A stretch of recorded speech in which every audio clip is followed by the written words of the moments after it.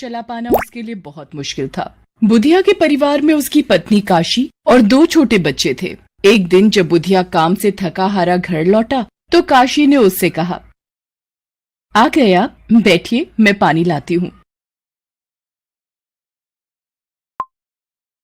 काशी बुधिया को पानी लाकर देती है। बुधिया पानी पीकर कुछ सोचने लगता है। वो बहुत उदास दिख रहा था। ये देखकर काशी ने उससे कहा, क्या हुआ जी, मालिक ने पैसे देने से मना कर दिया क्या?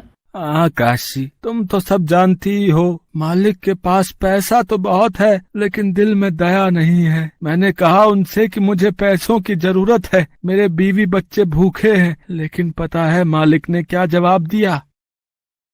क्या कहा उन्होंने?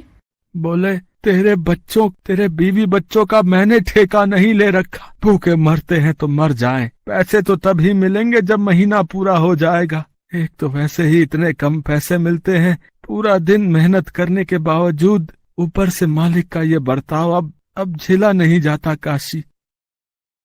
वो चौराहे पर जो मंदिर है ना, वहाँ आज भंडारा करवाया था किसी ने, तो मैं बच्चों को लेकर वहाँ चली गई थी। बच्चों ने अच्छे से खा लिया है। मैं आपके लिए भी खाना लेकर आई हूँ। नहीं काशी, मुझे पता है घर में राशन का एक दाना भी नहीं है, ये खाना बच्चों के लिए रख दो तुम।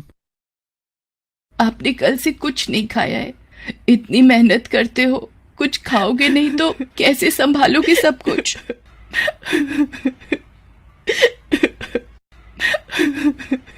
ये कहकर काशी रोने लगती है। बुधिया उसे संभालता है और फिर दोनों मिलकर खाना खाते हैं।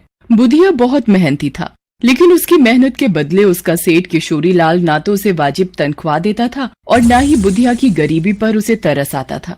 बुधिया कई दिनों तक भूखा रहकर काम करता था। इसी वजह से एक दिन वो काम करते हुए बेहोश हो गया। ये देखकर किशोरी लाल भड़क गया और बोला, अरे देखो तो जरा, हैं? क्या हो गया इस कामचोर को? अरे बिरजू, जरा नबज तो देख इस मनहूस की, मेरे आंगन में मर गया तो आफत हो जाएगी। अच्छा, कहीं नाटक तो नहीं कर रहा? जरा पानी उड़ेलो इसके मुंह पे।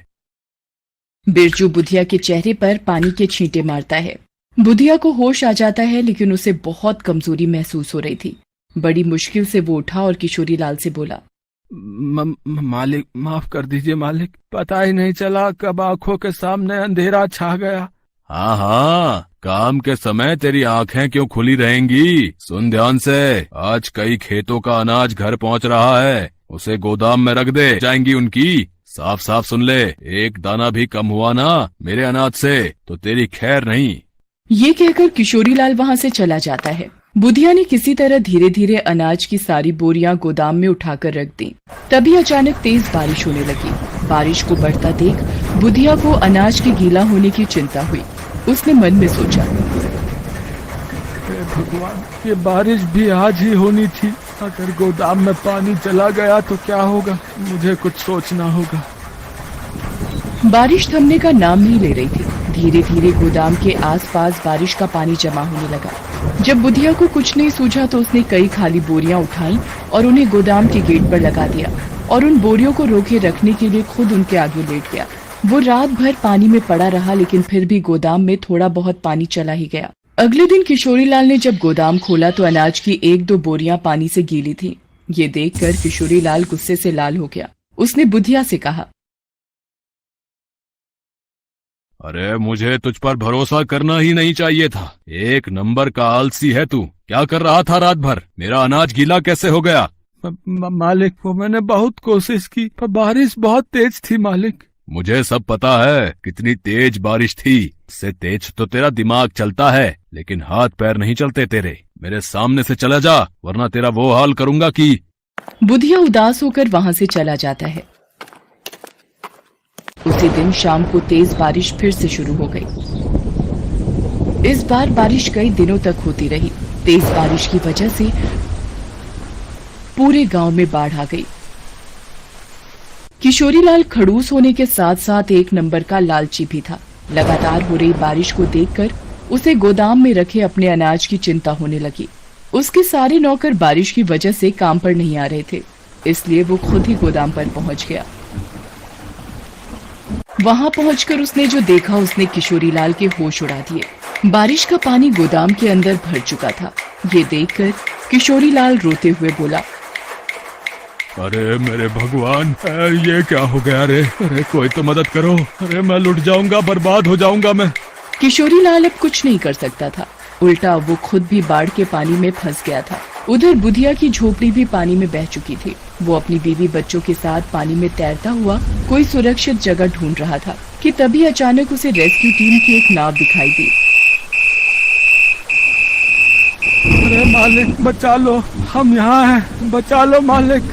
रेस्क्यू टीम बुधिया के परिवार को बचा लेती है और सुरक्षा कैंप की तरफ ले जाने लगती है। तभी बुधिया को दूर से किशोरीलाल का गोदाम नजर आता है। उसे किशोरीलाल की हल्की सी झलक भी दिखाई देती है। वो रेस्क्यू टीम के जवानों से कहता है, मालिक मुझे और मेरे परिवार को बचाने के लिए बहुत बहुत धन्यवाद। एक विनती और है आपसे, वो दूर जो गोदाम दिख रहा है ना, मुझे ऐसा लगा जैसे मैंने अपने मालिक को वहाँ देखा। उन्हें बचा लीजिए मालिक। रेस्क्यू टीम बुधिया की बात मानकर नाव को गोदाम के पास ले जाती है। किशोरीलाल पानी में डूबने ही वाला था कि तभी उसे बुधिया की आवाज सुनाई देती है, मालिक मालिक कहाँ हो आप मालिक? बुधिया बुधिया। बुधिया किशोरीलाल को देख लेता है और फिर रेस्क्यू टीम की मदद से उसे बचा लेता है। फिर सभी लोग सुरक्षा कैंप पहुंचते हैं। सभी लोग सही सलामत थे। किशोरीलाल बहुत ही शर्मिंदा था। उसने हाथ जोड़कर बुधिया से कहा, मुझे माफ कर दे बुधिया, मैंने तुझे क्या कुछ नहीं सुनाया। तेरे साथ बहुत गलत किया मैंने रे, लेकिन फिर भी तूने मेरी जान बचाई। किशोरीलाल रोने लगता है। नहीं मालिक, ऐसा मत बोलिए। सब कुछ करने वाला भगवान ही है। सच तो ये है कि अगर आप काम न देते तो मैं और मेरा परिवार बहुत पहले ही भूख से मर जाता।